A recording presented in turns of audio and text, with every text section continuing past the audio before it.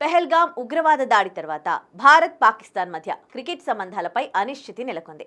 ఇప్పటికే ఇరు దేశాల మధ్య ద్వైపాక్షిక సిరీస్లు జరగడం లేదు. 2008లో ముంబై పేలుళ్ల తర్వాత బీసీసీఐ పాకిస్తాన్ను నిషేధించింది. 2012-13 నుంచి ఇరు దేశాల మధ్య ఎలాంటి ద్వైపాక్షిక సిరీస్లు జరగలేదు.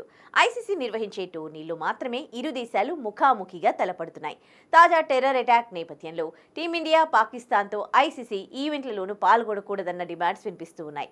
టీమిండియాతో ఆడకపోతే పాకిస్తాన్కు పుట్టగతులుండవని, భారత్తో జరిగే మ్యాచ్ల ద్వారా ఆ దేశ క్రికెట్ బోర్డుకు కోట్లాది రూపాయలు వస్తున్నాయని, ఇకనైనా భారత్ పాకిస్తాన్తో పూర్తిగా సంబంధాలు తెంచుకోవాలని ప్రజలు కోరుతున్నారు.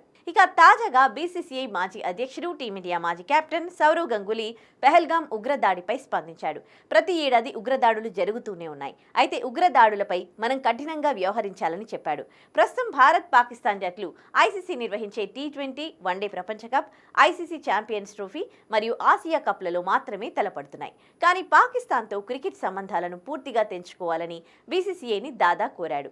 భారత్పై జరిపిన టెర్రర్ అటాక్కి ఇండియా గట్టిగా సమాధానం ఇవ్వాలని అన్నాడు.